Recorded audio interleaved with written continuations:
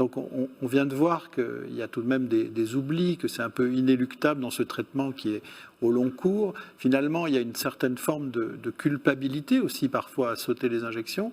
Est-ce que, à votre association, les familles confient tout cela?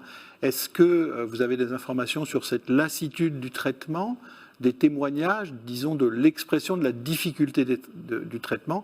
Et puis, comment faites-vous pour que les familles, les enfants, vous expriment cette difficulté en toute transparence? Alors effectivement, c'est un peu le but de nos réunions, soit en visio, soit en présentiel, c'est que justement qu'on puisse dédramatiser tout ce qui n'est pas, qui ne rentre pas dans le train-train quotidien, quoi. Et il y a des familles qui nous appellent en disant, par exemple, ça fait 2 mois que j'ai le traitement dans mon réfrigérateur et je n'arrive pas à faire l'injection le soir à mon enfant parce que ce sont des hurlements, etc. Des parents aussi qui culpabilisent de devoir un peu bloquer leur enfant pour pouvoir faire l'injection.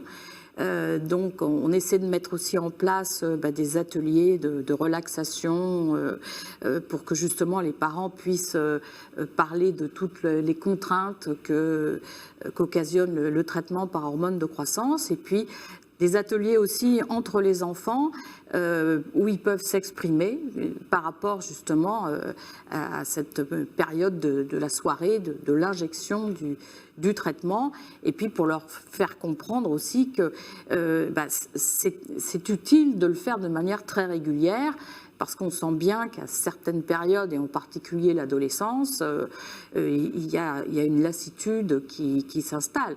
Et puis moi qui ai fait pendant très très longtemps des injections à mon fils, on en a un peu marre, je veux dire, tous les soirs de devoir se dire « allez, ça y est, il faut encore faire ce truc ». Je veux dire, c'est un peu normal parce que c'est une contrainte dans la vie de tous les jours. Après, il y a les parents aussi qui se disent « je ne vais plus pouvoir partir en vacances » ou alors « c'est compliqué, je ne veux pas l'envoyer en colonie de vacances parce que ça va être compliqué aussi pour gérer ça ». Donc voilà, on recueille toutes leurs difficultés et on essaie de leur donner tous les bons trucs pour que ça se passe mieux. Mais c'est vrai que ce n'est pas toujours simple au quotidien et dans la durée. Merci beaucoup. Alors, Madame Demarais, question. Du coup, une fois que vous mettez toutes ces actions en place, que ce soit des conseils, des rencontres entre les enfants, les familles, est-ce que vous avez des retours à nous partager par rapport à toutes ces actions? Est-ce que ça facilite en tout cas le traitement à la maison? Est-ce qu'il y a moins d'oubli? Est-ce que vous avez des retours par rapport à ça? Alors oui, on a quand même, heureusement, on a l'impression qu'on sert à quelque chose.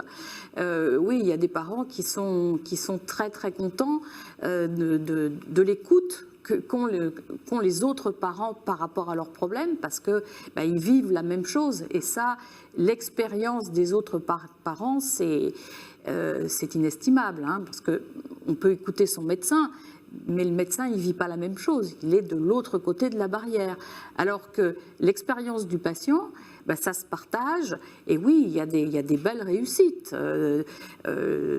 Le traitement qui reste 2 mois dans le réfrigérateur, une fois qu'on a pris la chose en main et qu'on a expliqué à l'enfant et à la famille comment mieux utiliser le dispositif, apaiser les craintes, etc., on est content quand on apprend que ça y est, on y arrive. Et on y arrive sans que ça bataille, etc.